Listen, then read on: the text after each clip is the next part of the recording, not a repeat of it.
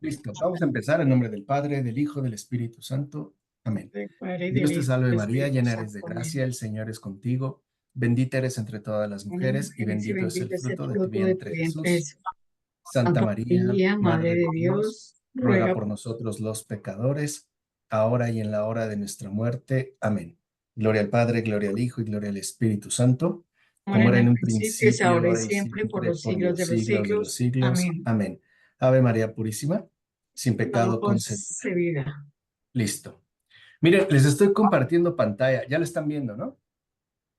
Es muy importante este recorrido para que entendamos por dónde fue precisamente San Ignacio de Antioquía, ¿no? Hacia el martirio finalmente en Roma y, digamos, las estaciones, ¿no? Que atravesó y desde dónde fue que iba enviando estas cartas. En efecto, sale de Antioquía, en Siria, todo es, digamos, una buena parte por mar, ¿no? Pasa a Éfeso, en Filadelfia, Esmirna, pues esos son como los recorridos, Trales, Nápoles, Filipos, en tierra Epidamo, otra vez en barco para entrar por esta línea y llegar a Roma.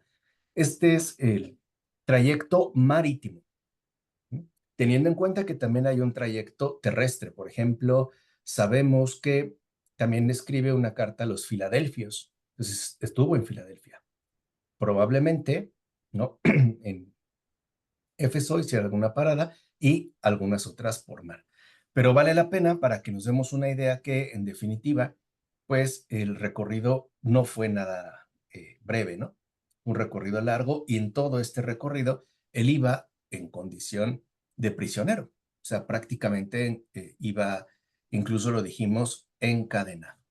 Ahora, ya habíamos visto la primera carta, ¿no? Clara Basto, bienvenida, que fue a los Efesios. Y ahora toca el turno de una carta que Ignacio de Antioquía dirige a los magnesios, es decir, a los habitantes de Magnesia. Y ahí, ¿no?, vemos algo importante, como que la preocupación fundamental de San Ignacio de Antioquía es no quebrantar la unidad que Dios mismo ha establecido en este mundo. Y lo más sorprendente es que, como vamos ahorita a ir viendo en esta carta, yo creo que la vamos a poder abordar en esta ocasión, Ignacio de Antioquía empieza a hablar de una manera distinta, es decir, es el primero que empieza como a vincular lo que se está experimentando en esta tierra en términos de cristianismo y el orden mismo de Dios. O sea, como que Ignacio de Antioquía, por eso les digo que para mí es un contemplativo total. No es alguien que no recibe esto de ningún escrito, no lo hay. Tampoco hay una tradición establecida. Me parece evidente que es un genuino contemplativo, incluso un verdadero místico, o sea, alguien abierto, ¿no?, a la realidad que Dios nos ofrece. Entonces empieza a ser, digamos, como un paralelismo entre lo divino y lo terreno. Por ejemplo, comienza diciendo Ignacio de Antioquía en esta carta lo siguiente. Dice que seamos prudentes en Dios, porque el Padre de Jesucristo es el obispo de todos. Fíjense, o sea, esta insistencia en la fidelidad al obispo, en la unidad elaborada en torno al obispo, no tiene, como luego se ha querido insistir, un fundamento meramente terrenal. O sea, no se trata de quedar sometidos a una autoridad mundana o a una autoridad con poder en este mundo, como pudiera suponerse a primera vista, o como muchos han dicho, ¿no? Por ejemplo, que la iglesia pues estableció toda su jerarquía para poder tener mayor control sobre una comunidad cada vez más creciente. Pues no, porque algo va a quedar claro. La misma estructura que se está consolidando aquí en la tierra tiene su fundamento en Dios mismo. Por ejemplo, Ignacio de Antioquía, repito, insiste que el obispo, recuerden que el obispo es como el centro mismo de la comunidad de creyentes, ¿no? No hay todavía, pues, una organización mayor. O sea, el referente primordial es el obispo. Y en torno al obispo es que se va articulando el resto de la comunidad. Y además, insiste Ignacio, que nuestra fidelidad y apego al obispo es porque el obispo, y entiéndase por ello, ¿no? El cabeza de cada comunidad creyente tiene o posee el mismo papel que Dios Padre. O sea que el obispo tiene una autoridad literalmente paterna. No es, dime Edgar. En nuestro caso, ¿cuál es nuestro obispo? ¿Cuál sería el tuyo? ¿Cuál sería el mío? ¿A quién debo yo, este, fidelidad Bueno, teológica? al obispo. O sea, al obispo, entendiéndose en primer lugar al obispo de obispos, que es el Papa Mm. Francisco, el obispo de Roma, y de ahí al obispo correspondiente a nuestra diócesis. Esto se fue requiriendo, Edgardo, porque, ¿no?, la comunidad de creyentes, es decir, la iglesia, pues fue creciendo. Y justo, exacto, por eso se habla del primado, o sea, es ya el primero. O si hay algunos conflictos que no suelen faltar entre las diócesis, el que lo resuelve será el primado de Roma, o sea, el primer obispo. Porque acuérdense que eso es algo que nos recordó el Papa Francisco desde el principio. Él es obispo de Roma. O sea, ese es, digamos, su estatus. Por supuesto que ya tiene un papel por demás destacado dentro de la organización de esta iglesia, pero él es obispo de Roma. De hecho, su consagración es una consagración episcopal. O sea, lo que nosotros llamamos papa, en realidad es consagrado como obispo de Roma. Eso es ante todo. Por ejemplo, ¿ustedes sí conocen el nombre de sus obispos, al menos de la diócesis a la que corresponden?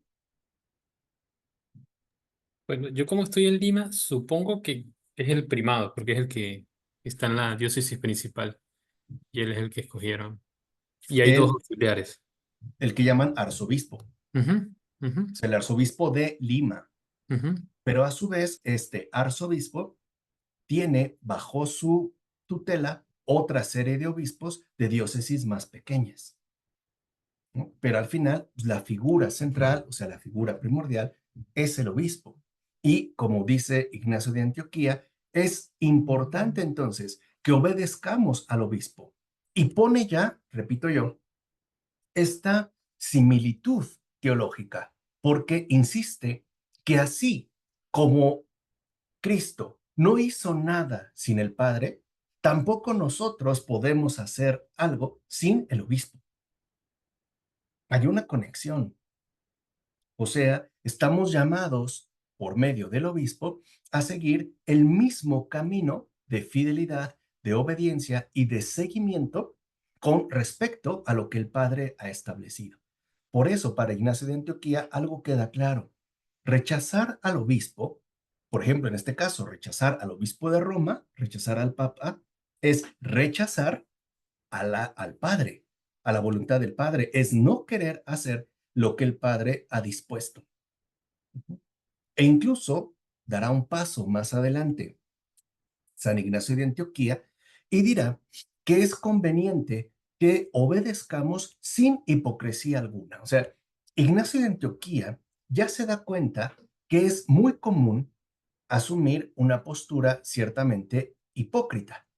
Por ejemplo, dice Ignacio de Antioquía, cuando alguien se burla del obispo visible, no engaña a éste, engaña al invisible. O sea, está ofendiendo al Padre, porque ese es el papel que le corresponde al obispo. Y por ende, todos aquellos que están, digamos, bajo el tutelaje del obispo están llamados también a asumir una relación de seguimiento y ante todo de fidelidad. Por eso Ignacio va a insistir que es conveniente que no solo nos llamemos cristianos, sino que también lo seamos. O sea, para Ignacio de Antioquía, algo empieza a quedar claro. Es muy fácil decirse cristiano, pero no serlo. Por ejemplo, si yo estoy atacando continuamente al obispo o si me estoy burlando de lo que Dios mismo ha instituido, en realidad me digo cristiano, pero no lo soy, porque ya nos empieza a dar luces de algo que empieza a ocurrir. Por ejemplo, dice Ignacio, algunos lo llaman obispo, pero luego actúan prescindiendo de él. O sea, le dicen sí, obispo, pero al final hacen lo que se les da la gana o lo que les indica, en todo caso, su respectivo parecer. O sea, ¿qué vemos? Y lo vimos en Clemente de Roma, que estos primeros padres de la iglesia son muy sensibles a la confección plena de la unidad. Sin esta unidad no es posible ni crecer ni avanzar. Entonces vemos como ya desde el principio, ¿no? Había personas que podían llamarse cristianos, pero que en realidad no lo eran. Porque al final, como lo dice San Ignacio de Antioquía, si nosotros no nos adherimos y no seguimos en fidelidad al obispo, no estamos asumiendo la concordia que Dios quiere que se lleve a cabo.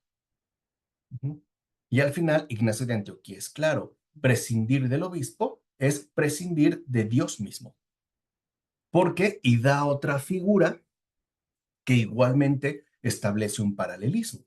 Dice, el obispo, ¿no?, representa el lugar de Dios. Los presbíteros, o sea, los sacerdotes, son los que representan la asamblea de los apóstoles, a los cuales habría que añadir los diáconos. Aquí ya aparecen estas tres estructuras: obispo, presbíteros y diáconos. Ujú. Acuérdense que el obispo tenía como misión particular velar por el bien de las almas. Era prácticamente el que predicaba, el que exhortaba, el que enseñaba, el que cuidaba del rebaño. El presbítero tenía como misión particular los oficios litúrgicos, o sea, la celebración de la Eucaristía y, por supuesto, la administración de los sacramentos, en particular el bautismo. Y los diáconos aparecen porque estos ya no se empiezan a dar abasto. En definitiva, la comunidad, pues, está creciendo. Entonces, para Ignacio de Antioquía es evidente que esta, digamos, estructura fundamental de obispos, presbíteros y diáconos representa en esta tierra el orden mismo de lo divino. Está, digamos, Dios mismo en el obispo, ¿no? Señalando ante todo la figura del Padre, están los apóstoles, que son los presbíteros, y están los diáconos, que serían precisamente los discípulos, que tienen que llevar a cabo, pues, esta misión. Entonces, dice Ignacio de Antioquía, ¿o acaso hemos olvidado que el Señor nada hizo por sí mismo ni por los apóstoles sin el Padre? ¿Acaso hemos olvidado que el Señor estaba unido al Padre? ¿No es entonces lo que se nos pide también a nosotros? Que estemos unidos al obispo y, por supuesto, también a los presbíteros. O sea, no se trata de una estructura terrena. O sea, no se trata de una institución de poder que pretende organizar las cosas bajo un determinado dominio. No, lo que está realmente en juego en este caso es la concordia misma que Dios ha querido establecer.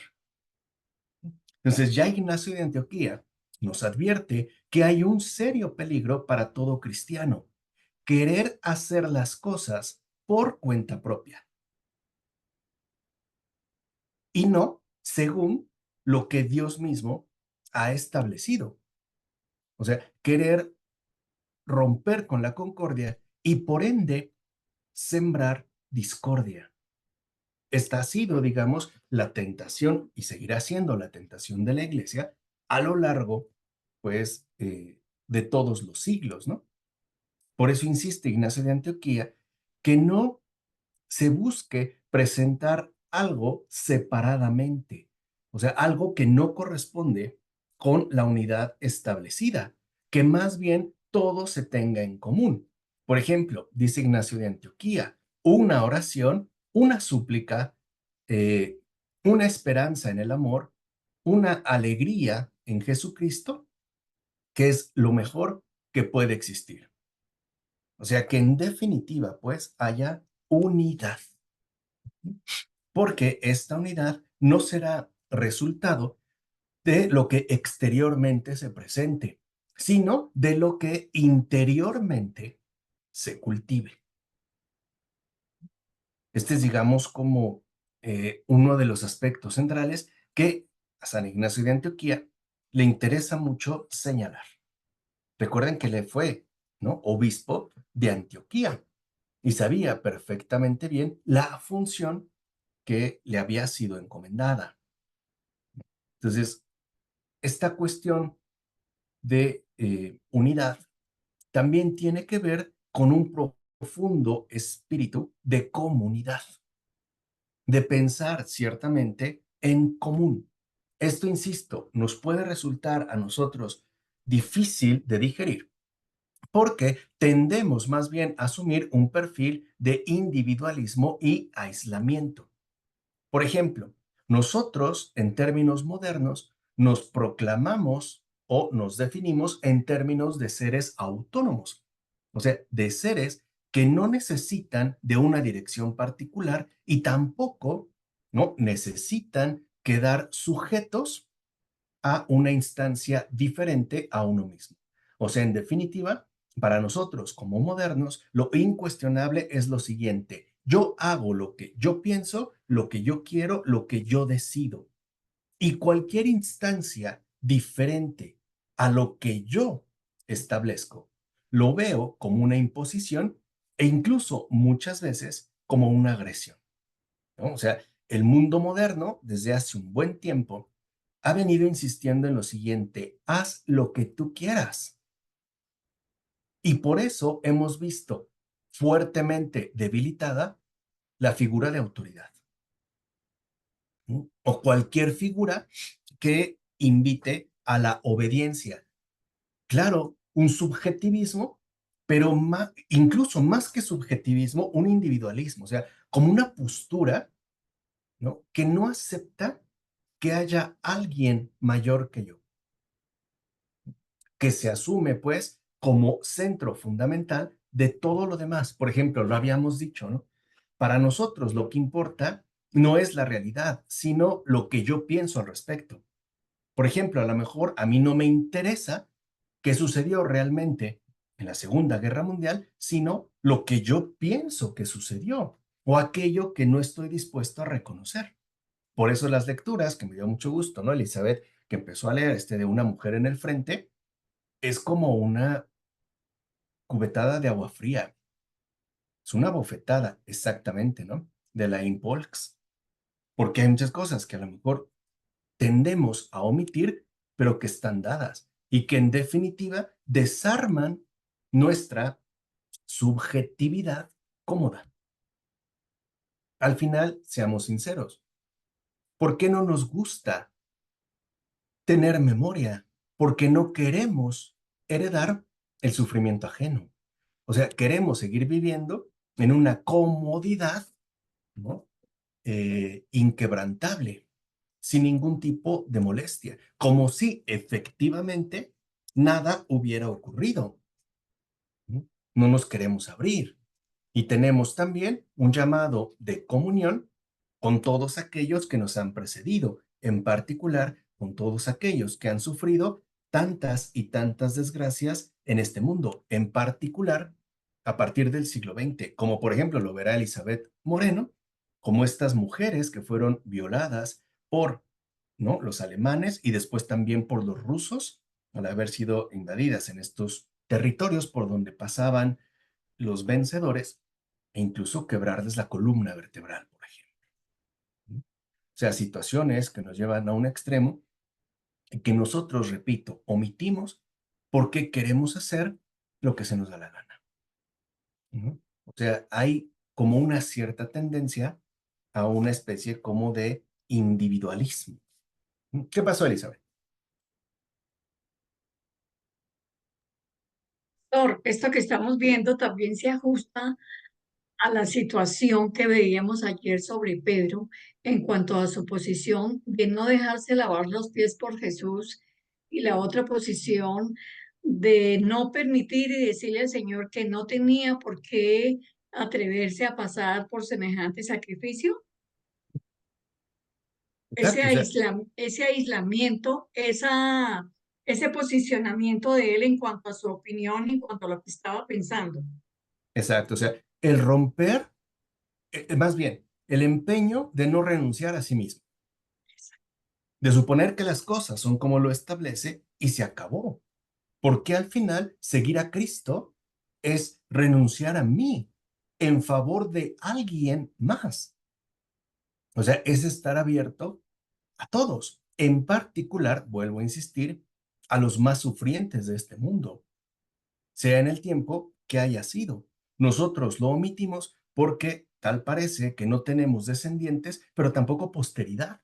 O sea, no nos acordamos ni de los que han venido detrás de nosotros, ni de los que habrán de llegar después de nosotros, ¿no? Como que no tenemos ni pasado, pues, ni futuro. ¿No? Y es justo lo que la unidad recupera. O sea, la unidad lo que hace es integrarnos en una dimensión amplia que todo lo abarca.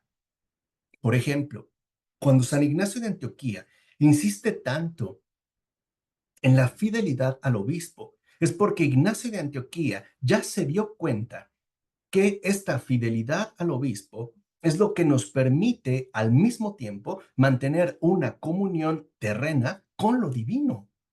No están separados. Y aquí vemos, Olivia, bienvenida. Y aquí vemos también otro problema complicado.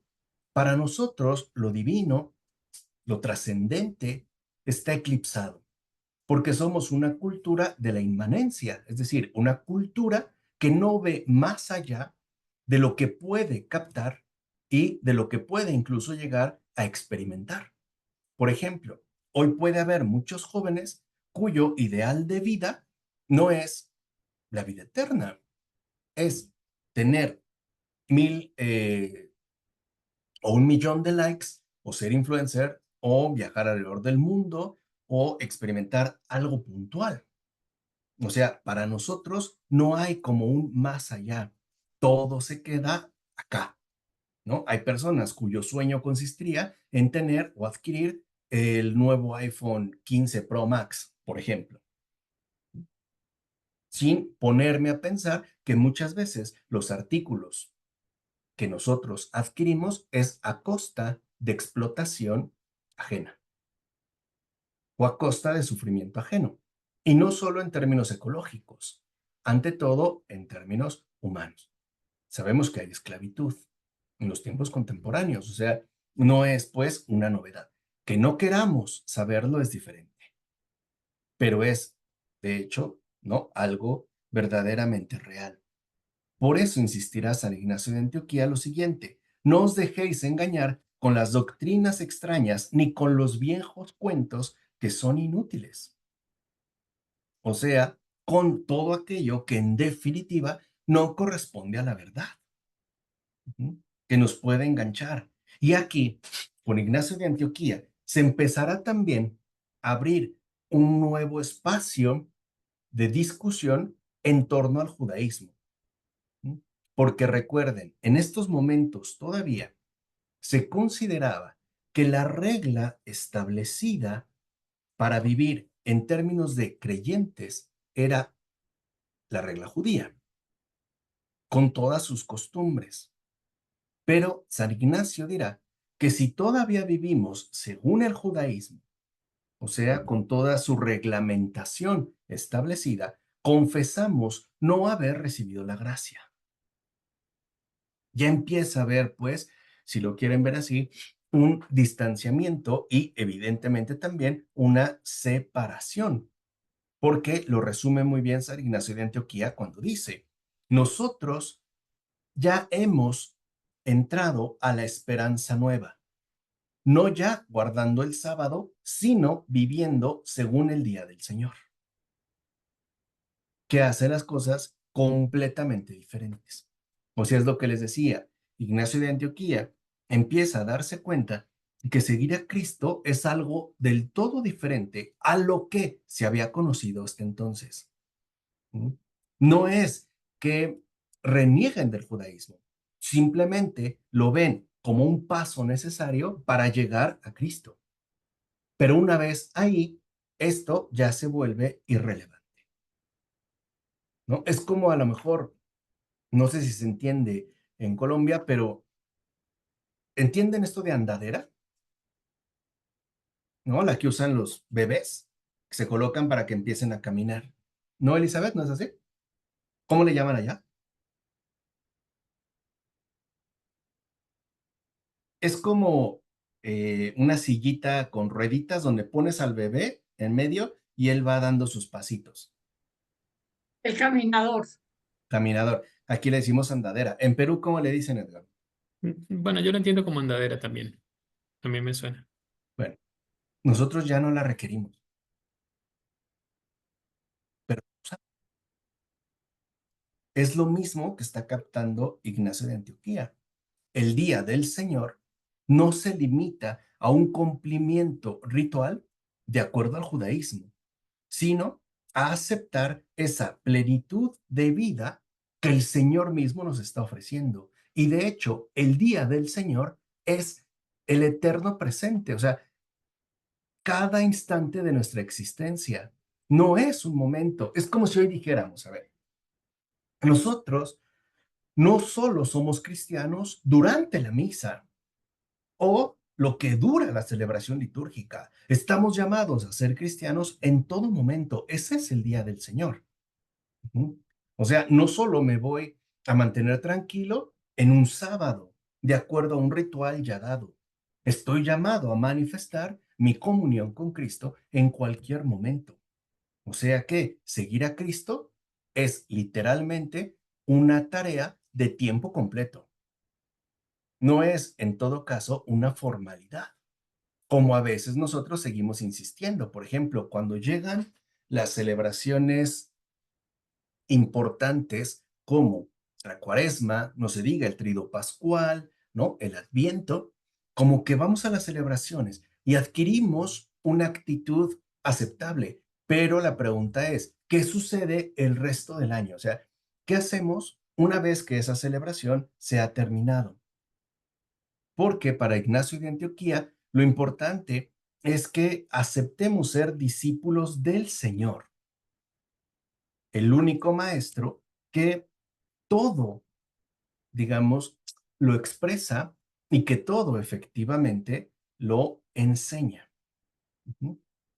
Y para esto, entonces, Ignacio de Antioquía da un paso más y le dirá a los magnesios, por ello, entendamos lo siguiente, siendo sus discípulos, aprendemos a vivir según el cristianismo.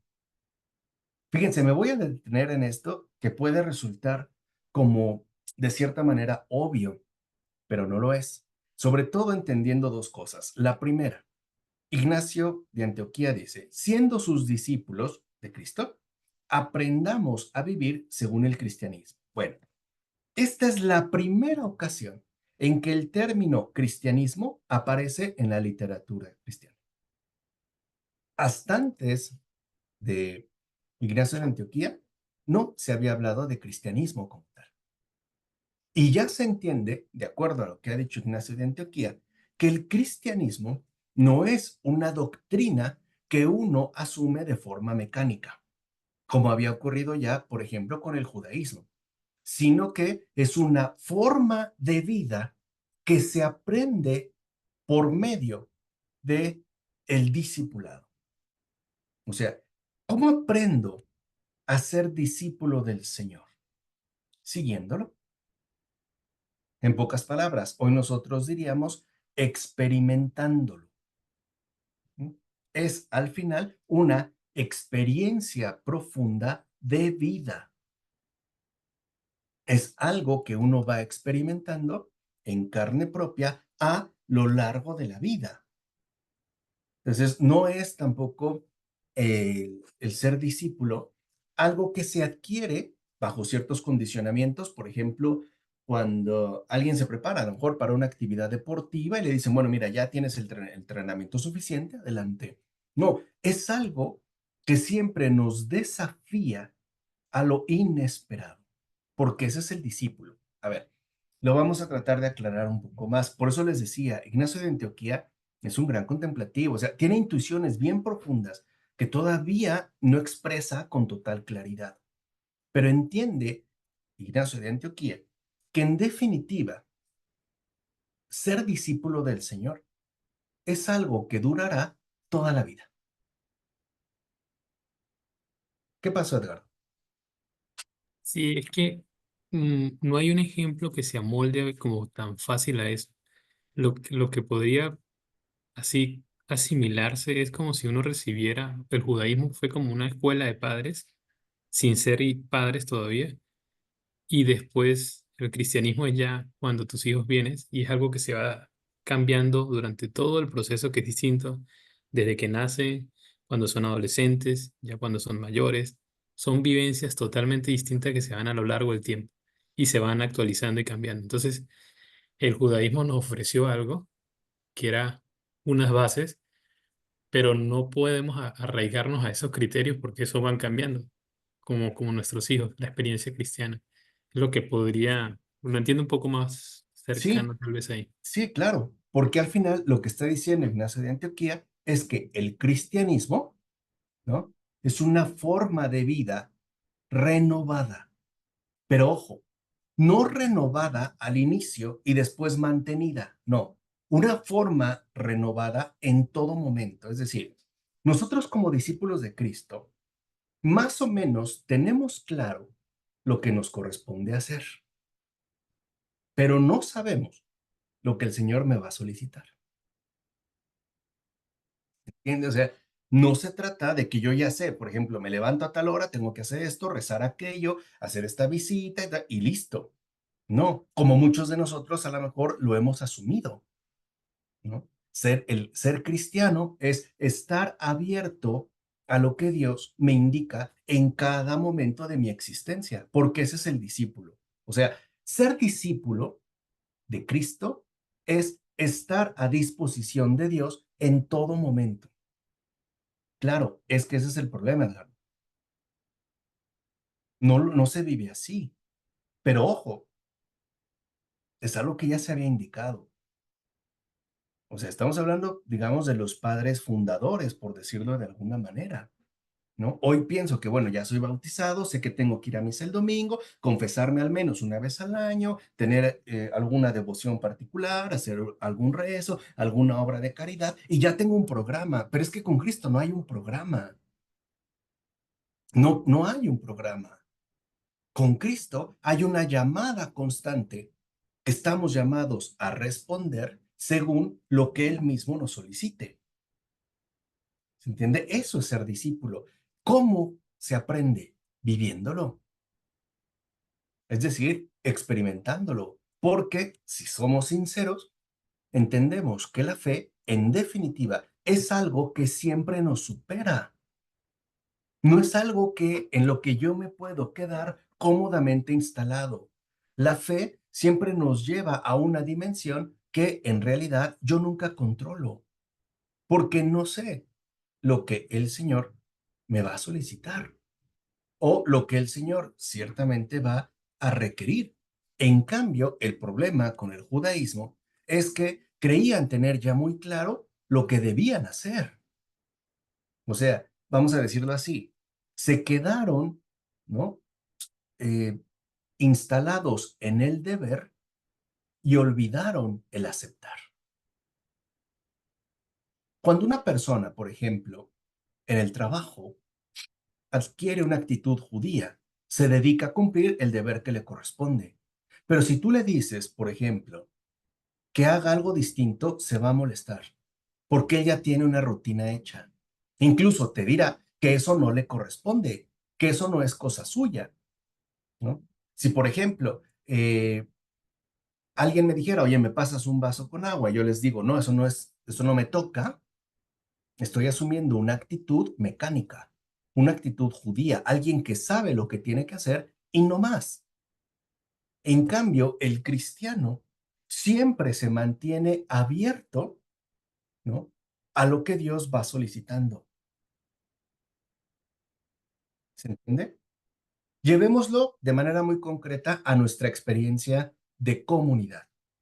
En un principio, hace 3 años y un buen tiempo, el Señor le pidió a Edgardo que se encargara económicamente. Llega un momento en el que Edgardo no puede. Ahora, ¿qué está pidiendo el Señor? Que otros se hagan cargo. Y respondieron. ¿Se entiende? O sea, no es, ya sé lo que me toca y listo. No sabemos, no lo sé, pero estoy dispuesto a seguir al Señor, me lleve por donde me lleve. ¿Se entiende? Por eso yo les decía ayer, ¿no? Y me alegra mucho que en efecto esto haya confirmado que somos una comunidad viva de Cristo y por supuesto también de María, que ha experimentado, ¿no?, estos movimientos y que también asume con entereza una fe de carne. Entonces, ¿qué es lo que, por ejemplo, sucedió con Moisés? Cuando le va a decir al faraón que tiene que dejar ir al pueblo, el faraón no accede y poco a poco va, digamos, teniendo ciertas concesiones. Pero hay un momento donde le dice a Moisés, faraón, ok, pues vete con tu gente, pero deja todas tus cosas. Y Moisés le responde, no puedo hacer eso, porque no sé lo que el Señor nos va a pedir. Eso es fe. Eso es ciertamente ser cristiano. Entonces, para Ignacio de Antioquía puede ser muy peligroso que nosotros hagamos del cristianismo una rutina por demás conocida. ¿Se entiende? Que haga del cristianismo un programa ya definido de antemano, donde yo sé perfectamente bien lo que tengo que hacer. No, de hecho, la experiencia cristiana genuina tiene crisis porque no sabe ahora qué sigue o no sé por dónde va el camino, porque a veces nosotros establecemos un cierto recorrido y todo se viene abajo y claro, nos perturbamos, nos inquietamos y lo primero que nos preguntamos es, ¿y ahora qué voy a hacer? ¿O ahora qué va a suceder? Bueno, el discípulo de Cristo no puede evitar, digamos, esa incertidumbre, pero algo está claro, está dispuesto a seguir adelante en todo aquello que el Señor ciertamente le vaya indicando. Por ejemplo, ¿no? Yo voy leyendo, me pongo en oración, le pido al Señor que me indique. A veces tomo un libro y empiezo a leer y siento mucha sequedad, o sea, no me está diciendo nada la lectura. ¿Qué hago? Lo dejo. Ya entendí que por ahí no. Entonces agarro otro y empiezo a leer y empiezo a ver. Digo, por aquí sí. Aunque yo tenga ganas de leer lo otro, aunque yo tenga ganas de irme, digamos, por otro lado, ¿no? Entonces, Ignacio de Antioquía se da cuenta que en efecto el cristianismo es una experiencia siempre novedosa y que la fe es una sorpresa, que uno no puede sentirse enteramente tranquilo en tanto discípulo, porque eso significa que no estoy siguiendo al Señor. Si no experimento una inquietud, si no me veo de repente sorprendido, pues entonces estoy siguiendo ya, por así decirlo, ¿no?, un programa dado al cual únicamente yo cumplo y se acabó. Pero una cosa es cumplir y otra cosa es entregarse. Por ejemplo, hay personas que cumplen su trabajo, pero no están entregados a lo que hacen. Lo hacen por hacerlo o lo hacen porque lo tienen que hacer. Y muchas veces aplicamos el mismo criterio con Cristo. Eso es algo que en efecto, ¿no?, San Ignacio de Antioquía ya había detectado. Entonces, ¿qué le aconseja a los magnesios? Abandonen la mala levadura, esa levadura anticuada y agria, y más bien conviértanse a la nueva levadura que es Jesucristo. O sea, Jesucristo es novedad. Jesucristo es sorpresa. Y esto, vuelvo a repetir, forma parte, ¿no?, de nuestra propia experiencia de fe.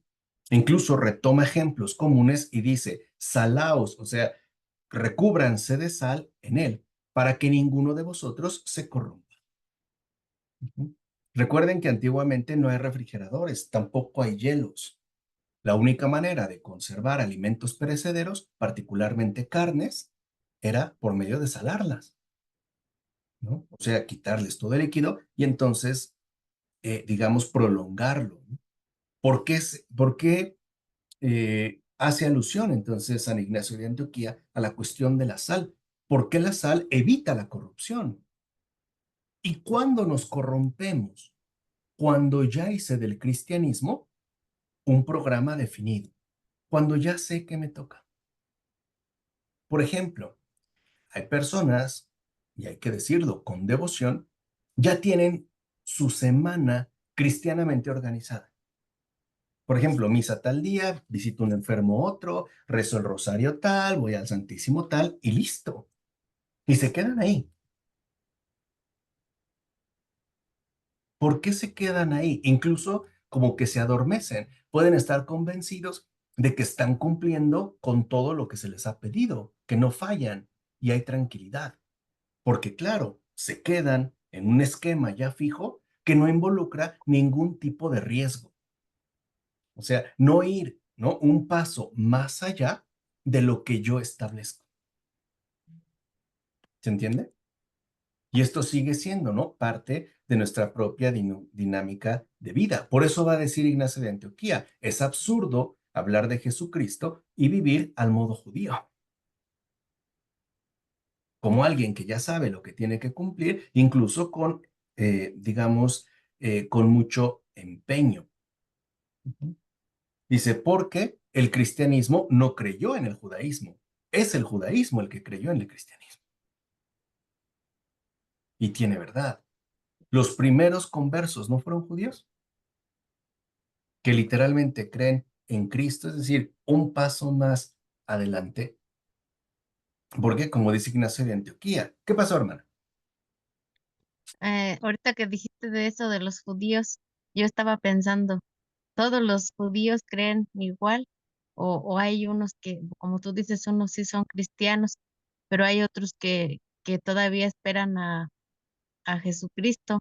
Ayer tuve la oportunidad de ir con un dentista y es judío y casi siempre es bien reservado, nunca habla, pero ayer se soltó como nunca en la vida. Y me hablaba de la Virgen, pero no le decía la Virgen, sino le decía Miriam y decía, ¿tú crees? ¿Tú crees que su embarazo fue obra del Espíritu Santo? Por favor, en serio, yo no sabía qué decirle. Y yo le decía, es que tú no crees, es que tú eres un judío, le decía yo.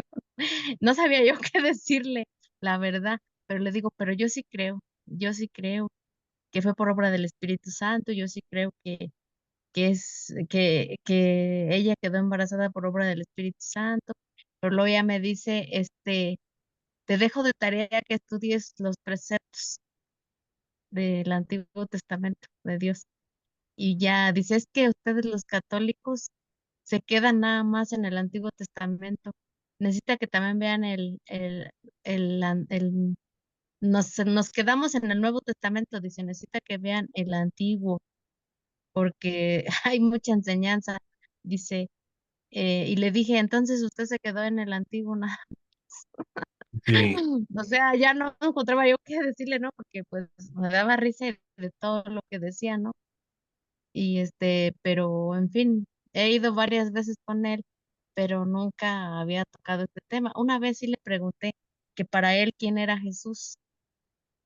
Pues un judío como yo, dijo, pero o sea que él como que sí cree y como que no cree y como que está así, porque están dos judíos allí y yo me ha tocado llegar antes de que me toque la cita y sale otro y tienen en su Torah, ahí sí es una Torah, ¿no? Que ujú, tienen así, ¿o cómo se llama? sí, Tora, La tienen en la pared y siempre que salen o la entran, tocan. la tocan y él no hace nada. El Sí, claro. otro sí y él no, y yo le dije, ¿por qué no hacía eso? Y me dice, no, dice, ¿yo para qué? Yo sí amo a Dios, yo es en lo profundo, no tocando algo. O sea, yo digo, entonces no es realmente un judío como los demás. En el fondo sí cree. Lo que Y pasa por es que eso el me acordé ahorita, judaísmo, pues, claro, se ujú. ha diversificado muchísimo, ¿no? Porque al final, pues es una especie de sobrevivencia, ¿no? Histórica. ¿Qué pasó, Elizabeth? Profesor, yo quiero preguntar una cosa que siempre me he cuestionado. ¿Cuál es la diferencia entre el judío de la época de Jesús y el judío contemporáneo? Ok, el judío de la época de Jesús es un judío como el que estamos describiendo, que ya tiene todo claro, que se dedica al cumplimiento del deber, ¿no? El cumplimiento de la ley y listo. Pero después de Jesús, recuerden que en el año 70 los romanos arrasaron con el templo de Jerusalén y de hecho con Jerusalén. Esto para ellos fue terrible porque ya no tenían un centro que los pudiera unificar a todos. Si su vida giraba en torno al templo, ¿qué les quedó? Pues las sinagogas. Y en las sinagogas lo que estudian es efectivamente la Torá, llaman el Pentateuco, los 5 primeros libros del Antiguo Testamento, y tratan de aferrarse por lo menos, ¿no? A una línea más o menos común basada en costumbres heredadas, ¿no? Como hoy lo siguen haciendo. El problema con el judío contemporáneo es que está extremadamente diversificado. De hecho, hay más judíos ateos, o sea, no practicantes, que practicantes. E incluso dentro de los practicantes hay diversidad, porque no tienen un centro mismo que los unifique. Por ejemplo, el sionismo, desde finales del siglo XIX y con fuerza inicios del siglo XX, decía que el judío tenía que radicar en Palestina, con Theodor Herzl y otros, y por eso se fueron a fundar el Estado judío, lo que hoy conocemos como el Estado de Israel. Pero otros dijeron no es necesario, porque el judío no tiene una tierra y no es lo que lo caracteriza. Lo único en lo que sí están de acuerdo es que el judío es tal por nacimiento. O sea, si una persona nació de un vientre, ¿no? De madre judía, es judío. O sea, es una cuestión más de sangre, es una cuestión más hereditaria. Pero en términos de costumbres, no. ¿Por qué? Porque al final el judaísmo se está aferrando a un pasado. Por eso les decía, es una especie de vestigio, ¿no? Histórico, y que han intentado conservar en términos de costumbres, que es ciertamente lo que el Señor viene a renovar por completo. Además, no olviden que en estos tiempos de San Ignacio de Antioquía, ¿no? El judaísmo todavía se quería mantener como el pueblo de Dios. Y por eso decía que no se podían cambiar las costumbres ya establecidas durante tanto tiempo. Y ahí el cristiano va a tener un problema porque empezará a defender, digamos, una libertad mucho mayor, es decir, al final, pues, la genuina libertad de los hijos de Dios, que el propio Jesús viene a revelar. Por ejemplo, la disputa en torno al sábado, ¿no? Como dice Jesús, ¿se puede o no hacer el bien en sábado? Punto, ¿no? O sea, ustedes dicen que no se puede. ¿Qué no se puede? ¿O qué es lo que tienen claro que no se puede?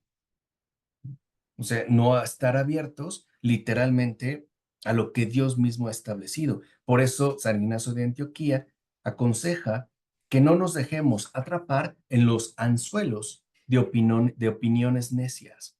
Por ejemplo, este comentario que hacen a la hermana Rocío le llama Miriam porque ese es su nombre en hebreo, efectivamente, es Miriam.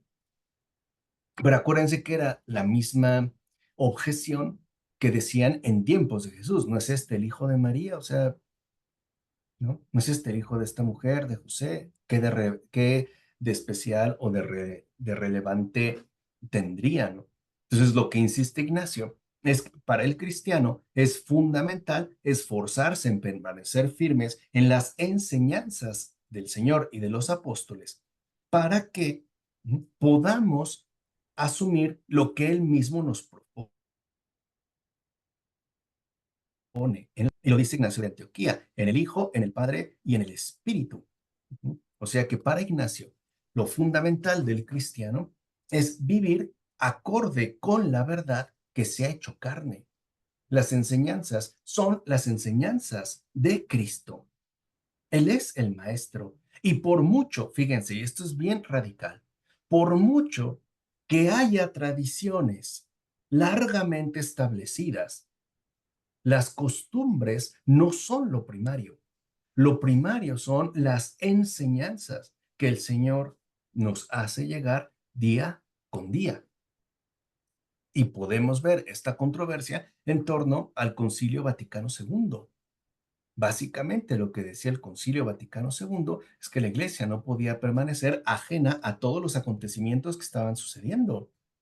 Tenía que abrirse, tenía que entrar en contacto con el mundo. Ahora, ¿esto significaba mundanizarse? No.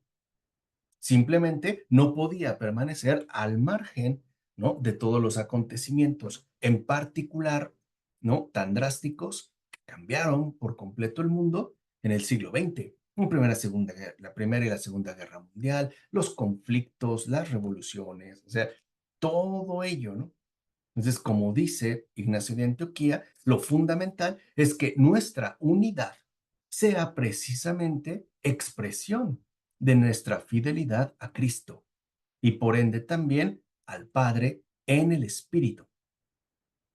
O sea, empieza a haber una intuición de que en realidad lo que hay de por medio en el caso del cristianismo es una cuestión trinitaria.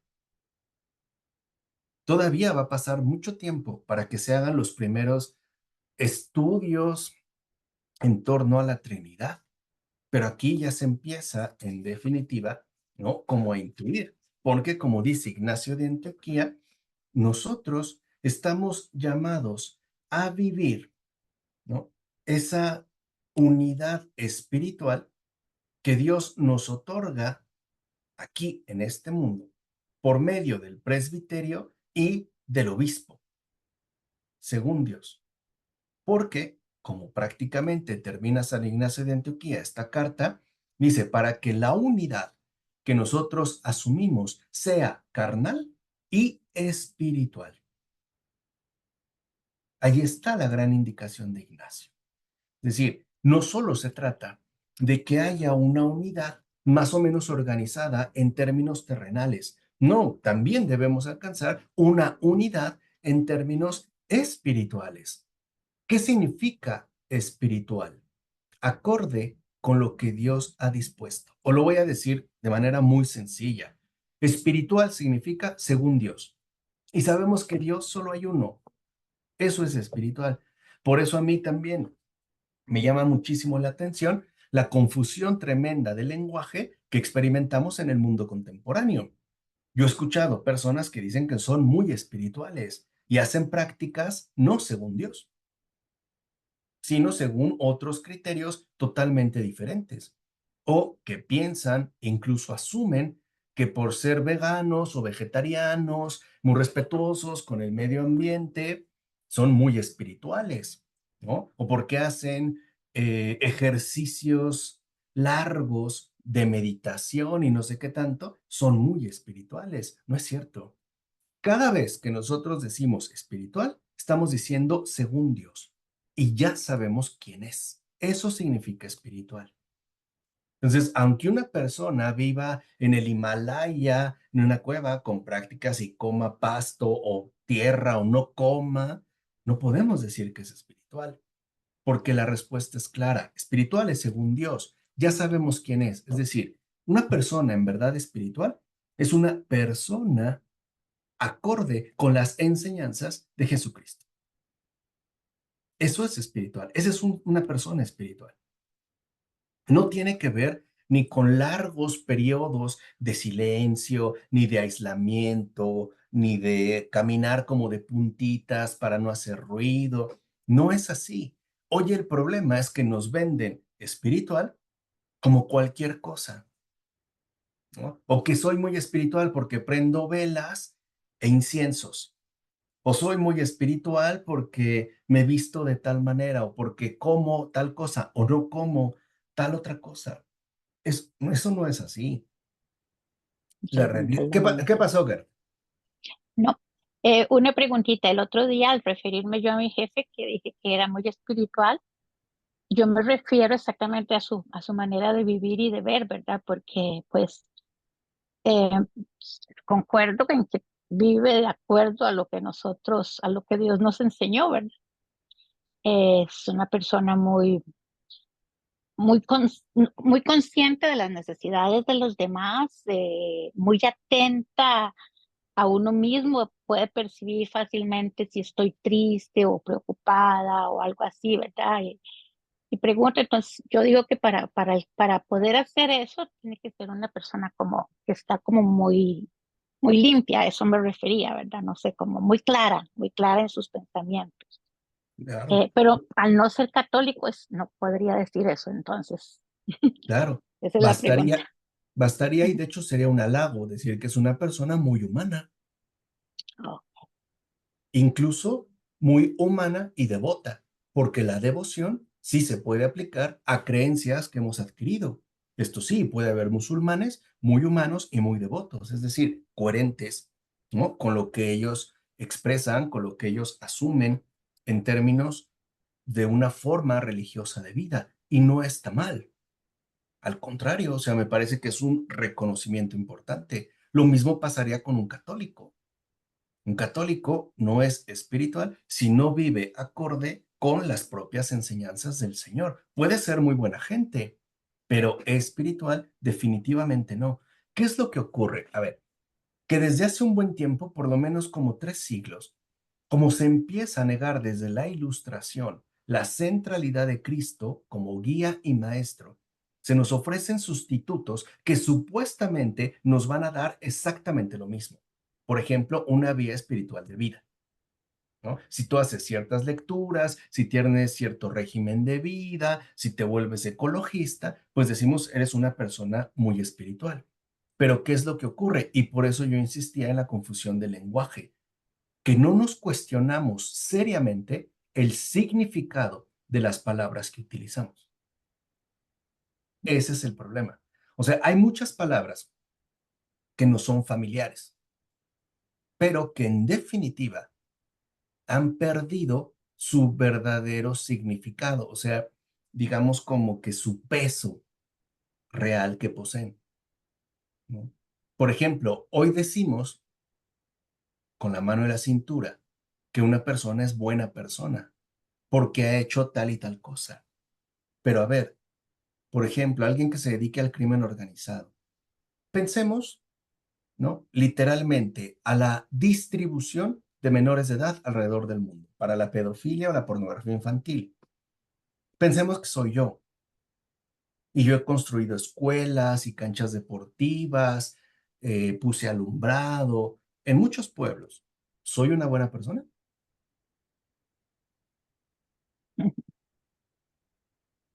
¿Se dan cuenta cómo no es tan fácil ya? Diríamos, bueno, sí, pero como que no. O sea, ¿por qué? Porque tampoco nos hemos vuelto exigentes con el significado mismo de las palabras que usamos. Hay algunos filósofos contemporáneos que desde bien entrado el siglo XX han hablado de la banalización del lenguaje, o sea, que para nosotros el lenguaje se ha vuelto un juguete que usamos como se nos da la gana,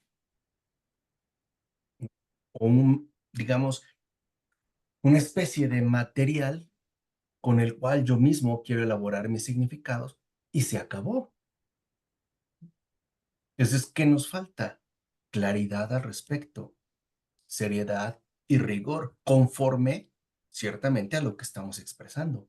De hecho, si nosotros tomamos en serio el significado del ser cristiano, como nos lo expone San Ignacio de Antioquía, pues muchos de nosotros no pasamos la prueba, probados. ¿Qué nos queda? Dos cosas. O decir, es cierto, he sido un fraude, me retiro, o decir, es momento de tomarme en serio mi vocación cristiana. Es decir, me tomo en serio el llamado a ser discípulo del Señor. O pensemos en el término iglesia.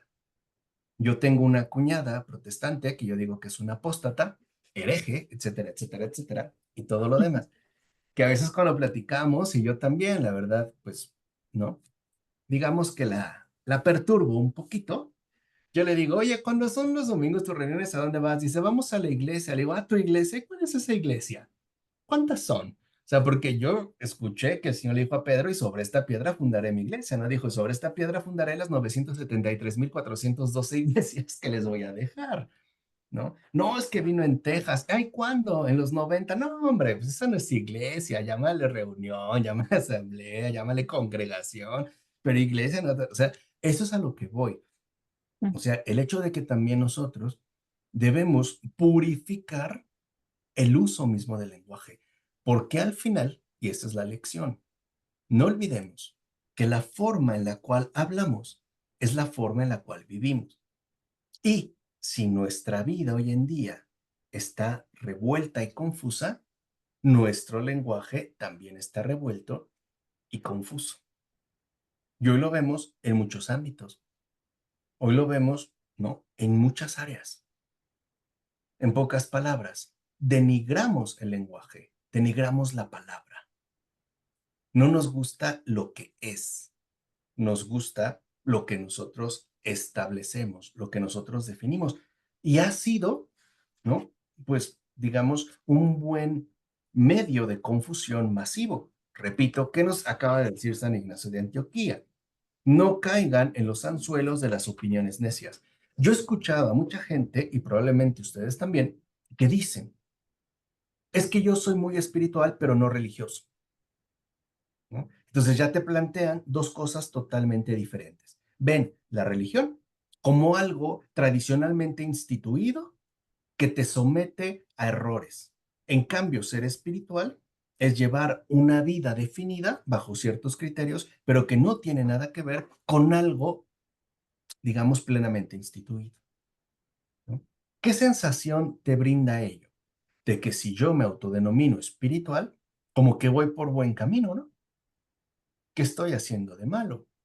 Por ejemplo, soy vegetariano, no estoy en contra del maltrato animal, incluso trato de vestir ecológicamente para no fomentar la explotación laboral, etcétera, etcétera. Yo les pregunto, ¿qué de malo vemos en ello? Nada. Se vuelve algo incuestionable. Y ahí está exacto, lo políticamente correcto, como dice Edgardo. Y ahí está la tentación. Porque por medio de un buen planteamiento nos aleja de la verdad misma que es Cristo, o sea, de las enseñanzas del Señor. Esa es la astucia, ¿no? Como yo les dije, de estos momentos. Ustedes vean las tendencias ideológicas actuales y verán que todas siempre empiezan por cuestiones socialmente indiscutibles, o sea, por cuestiones que toda la gente va a estar de acuerdo. Por ejemplo, no a la corrupción, no al abuso. Claro, todos decimos, sí, claro, adelante, ¿no? Pero no nos ponemos a pensar hacia dónde es que eso nos va a dirigir. Por ejemplo, en México, ya voy, Paula, en México ha ocurrido algo muy gracioso, no sé en otras partes del mundo. Como la tasa de violencia se ha incrementado mucho y los homicidios, ahora ya no le dicen asesinato o ya no le dicen que lo mató, dicen que lo desvivió. En serio, ya llevan unos meses haciendo eso. Lo desvivió, como si le hubiera dado un somnífero para dormir, como que le quita esa crudeza, ¿no? Lo desvivió, es decir, maquillamos las cosas, hacemos, ¿no? Del lenguaje, pues una ficción y un engaño, es decir, una manipulación. ¿Por qué? Porque eso es ciertamente lo que confunde. Entonces ya no ponen porque es muy agresivo decir que lo mató, pero sí, por ejemplo, que lo desvivió. Ya no le llaman, por ejemplo, violación, sino acto no consensuado, etcétera, etcétera. ¿Qué pasó, Paula? Gracias, profesor. Buenas noches. Pero siento que igual es, o sea, no sé si les pase a todos, pero yo siento que todo eso de lo que usted está hablando ahorita, de cómo está la sociedad y todo, el lenguaje y todo, sí, sí, sí, como que sí se ve un poco diabólico, no sé, porque se ve como algo no solamente muy forzado, sino también como muy extremo, muy, muy enfermizo, siento, ¿no? O sea, sí se ve Claro. como que algo demoníaco en ello. Sí, por supuesto. ¿Por qué? Porque no olvidemos que el lenguaje también es un vehículo de mentira y de manipulación. ¿Cómo funciona la propaganda, por ejemplo? ¿Cómo funciona la colonización ideológica? Por medio de planteamientos que se vuelven, en definitiva, incuestionables. Por ejemplo, alguien hoy habla de qué es agénero o cisgénero y nosotros no entendemos bien de qué se trata, pero como que la palabra nos adormece, ¿no? Como que la palabra no nos invita a ir más a fondo. Antes, ¿qué se decía? Las cosas como son, ¿no? Las cosas como son. La palabra como es. Hoy no. Hoy la maquillamos, la disfrazamos, ¿no? Hacemos del lenguaje literalmente un narcótico, tal cual. Una confusión. Y entonces a lo blanco le llamamos negro, a lo negro blanco. A lo caliente frío, a lo frío caliente. Por eso Chesterton dijo, llegará el momento en el que los seres humanos sacarán la espada para defender que el pasto es verde. Y ese momento ya ha llegado. O sea, y lo dijo hace casi 100 años. ¿Por qué? Porque él también se da cuenta de que el lenguaje está siendo indebidamente adulterado y además con malicia. Es decir, hay un afán de mentira, pero de una mentira seductora, de una mentira, vuelvo a repetir, que adormece, que invita en definitiva a no cuestionarse más allá de lo que se dice, ¿sí? Es decir, de lo dicho. Por eso nosotros, como cristianos, y siguiendo el ejemplo de San Ignacio de Antioquía, tenemos que preguntarnos siempre si es así o no. Por ejemplo, se dijo tal cosa, ¿es así?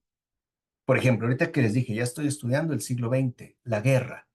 ¿Qué entendemos por guerra? ¿Qué nos han dicho de la guerra? ¿Qué se dice de la guerra? Y ahorita la realidad es otra. Es cuestionarnos, ¿es así? ¿O no será más bien que la guerra ha sido una mentira elaborada y mantenida durante mucho tiempo? La guerra es una tragedia, ¿no? Pues es una crueldad impensable. Ah, pero nos hacen relatos donde nosotros nos quedamos como muy cómodos y muy tranquilos, ¿no? Como si ya nos hubieran dado una dosis adecuada de anestesia para no ir más allá, para no ser más críticos, para no poner atención, ciertamente, ¿no? En lo que se está afirmando. Claro, ¿no? De valor, de heroísmo, cuando en realidad de eso no tiene nada y aparte se ocultó. Entonces, ¿qué es nosotros? Una de las labores que estamos llamados a hacer en estos tiempos, recuperar la realidad tal como es, incluso más allá de la historia contada. Por ejemplo, lo que Elizabeth ya está leyendo de una mujer en el frente, y espero que en algún momento nos exponga su parecer cuando termine la lectura. ¿Cuándo se ha dicho, Elizabeth? ¿Cuándo lo habías escuchado? ¿Dónde? Nada, nada. Nos dijeron que la guerra terminó en tal año y listo y ya. Y ni siquiera eso ocurrió. ¿Qué hay detrás? Ni siquiera esa gran narrativa que llamamos historia con mayúscula se escribe. Por eso les compartí, ¿no?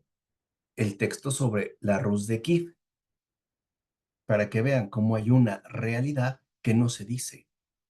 Y por eso también nosotros debemos redignificar el propio lenguaje y con ello también nuestras propias formas de vida. Poner atención a las palabras que empleamos y no dejarnos atrapar, como dice San Ignacio de Antioquía, en esas opiniones necias que son como anzuelos, ¿no? Y que nos pueden llevar incluso a verdaderas catástrofes. En Alemania, cuando iban perdiendo la guerra, les decían una y otra vez por radio que todo iba bien, que Hitler tenía preparado, así le llamaban, lo cito, el plan maestro, que parecía una derrota, pero mágicamente el gran estratega, el Führer, Hitler, tenía un as bajo la manga que los iba a dejar sorprendidos. Nunca llegó. Y mucha gente literalmente se la creyó hasta el último momento. Es más, cuando empezaron a circular rumores, no fue luego, de que Hitler se había suicidado, empezaron a circular, ¿no?, narrativas como la siguiente: no es cierto, Hitler se escapó, les hizo creer a los aliados que ha muerto, porque fue a recuperar una fuerza mayor para acabar con todos. Dejó que llegaran a Berlín porque les tendió una trampa y ahora sí los va a aplastar. Imagínense, y esto es lo grave, hasta dónde estamos dispuestos a llegar, ya no en la mentira. Eso es lo que en un tiempo yo ya voy a destacar, sino en el autoengaño. O sea, me autodenomino espiritual y ya por eso realmente lo soy. Esa es la cuestión. Esa es literalmente la cuestión. Por eso también nosotros, como discípulos del Señor, estamos llamados a custodiar la palabra, incluso la palabra que utilizamos, porque no está llamado el lenguaje a ser vehículo de mentira, sino testigo también de la verdad. ¿De acuerdo? ¿Preguntas, dudas, comentarios? Yo tengo una duda, ¿Qué profesor. pasó? ¿Cuándo realmente uno es necesario hablar, por ejemplo? Bueno, es que yo creo que también, pues una forma de defendernos también no solamente es el ejemplo, sino también pues lo que decimos, ¿no? ¿Cuándo realmente es necesario? Por ejemplo, cuando usted me dijo a mí, a ver, tú todavía no hables ahorita, cállate, no publiques nada, ok, ya no dije nada y todo. ¿Cuándo es realmente necesario? ¿Cuándo es importante? Porque siento que también callarnos todo el tiempo para no tener problemas, para no meternos en conflictos con otras personas y todo, también está mal. Entonces, ¿cuándo realmente es necesario? ¿Cuándo es necesario? Cuando tengo absoluta claridad al respecto. Ahí. Mientras no. O sea, si yo voy a estar enredado en la misma terminología que se emplea, si voy a seguir, ¿no?, utilizando el lenguaje con descuido, entonces no. O sea, es cuando tengo la capacidad de poner claridad al respecto, no retorciendo el lenguaje, sino literalmente, ¿no?, homenajeándolo, hasta que tenga esa claridad. Es decir, hasta que tenga la luz del Señor, la luz que el Señor mismo, ¿no?, me concede. Ese es el momento. No se trata de un mutismo, no se trata de volvernos mudos, se trata de volvernos luminosos, de tal manera que por medio de nuestras palabras las cosas se pongan en orden. En pocas palabras, que a través de nuestro lenguaje, nuestra habla común, llegue la luz a este mundo. Si no, no. Porque si no, me voy a convertir en cómplice de las tinieblas e incluso en promotor de la confusión actual y de la confusión contemporánea. Ahí. O sea, hasta que mi corazón esté verdaderamente en condiciones de decir una palabra, pero que sea verdad, exactamente, en paz. No por disputa, lo dijimos una vez con San Agustín, ¿se acuerdan? No por disputatio, sino por veritatio. Hasta que tenga la absoluta certeza de que por fin tengo algo que decir, así sea un no o un sí. Y con eso bastaría. Con eso sería, pues, más que suficiente. ¿De acuerdo? Sí, Ujú. sí, gracias. Vale, pues entonces, como siempre, qué gusto que estemos aquí reunidos. Ya la próxima ocasión veremos la tercera carta de Ignacio a los Tralianos, ¿no?, de Tralia, y veremos también otras observaciones relevantes. Así que, como siempre, con todo mi cariño, respeto y sobre todo gratitud, Edgardo, Hilda, Elizabeth, Olivia, Marisol, Omar, Rocío, Gerd, Clara Basto, Clara González, Paola, todo mi cariño, todo mi aprecio y también mi admiración, porque son unos verdaderos consoladores en un mundo tan difícil. Son verdaderos testigos vivientes del Paráclito, de ese que va siempre al lado y nunca abandona. Así que yo se los agradezco, que Dios los bendiga a todos, los quiero mucho, las quiero mucho y nos vemos la siguiente ocasión. Muchas gracias Muchas gracias. Que por todo. descansen. Descansen A también todos que ustedes. descansen. Claro que sí, con Gracias. gusto. Y nos vemos la siguiente semana. Gracias. Buenas Adiós. noches a todos. Buenas noches. Descansen. Bye. Bye.